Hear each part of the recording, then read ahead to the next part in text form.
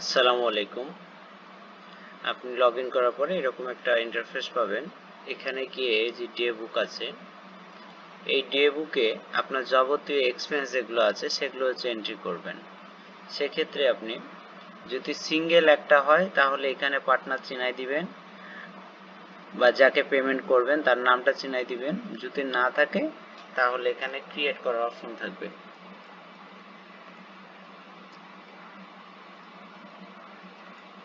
এই ক্রিয়েটের অপশন পাবেন, তখন আপনি আপনার মতন করে হচ্ছে ক্রিয়েট করে নেবেন। আর যদি মাল্টিপল হয় তাহলে সেক্ষেত্রে এইখানে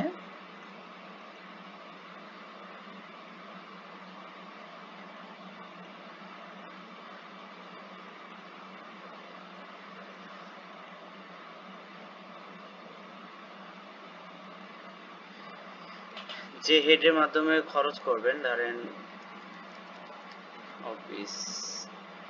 অফিস রেন্ট 100 টাকা, এটা পার্টনারকে ধরেন অফিস ভাড়া যদি থাকে তো সেটা। পরে হচ্ছে এটা হচ্ছে ক্যাশ থেকে গেলে ক্যাশ,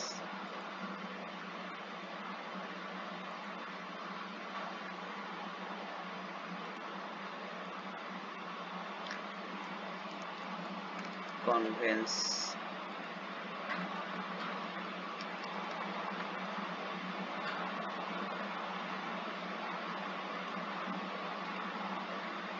তারপরে হচ্ছে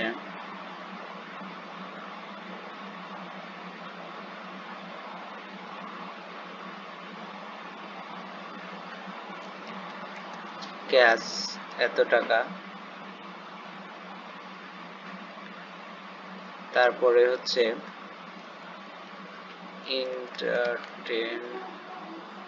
entertainment 500,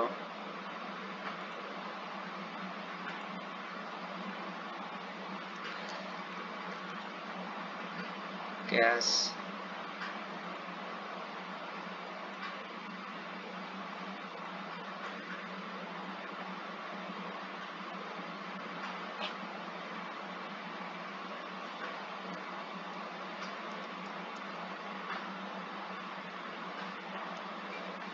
এসিএনএফ, electricity, gas bill, internet bill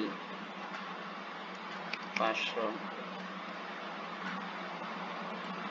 internet প্রোভাইডারের নাম এখানে করে দিবেন ক্যাশ,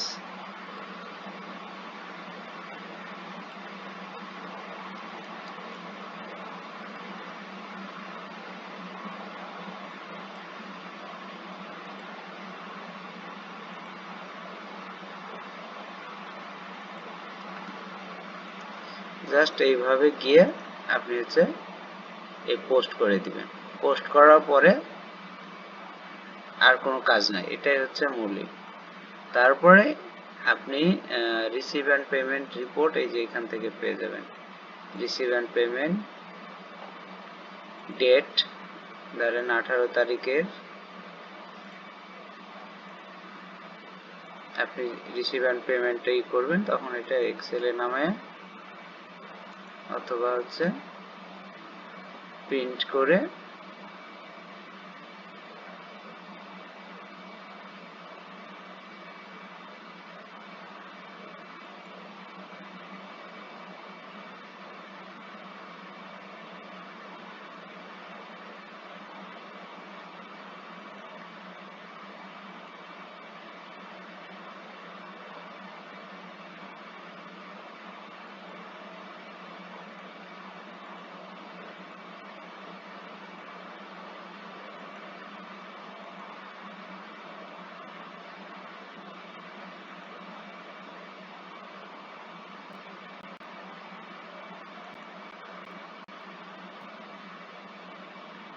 এটা হচ্ছে রিসিভ, টাকাগুলো রিসিভ করছে ক্যাশের মাধ্যমে।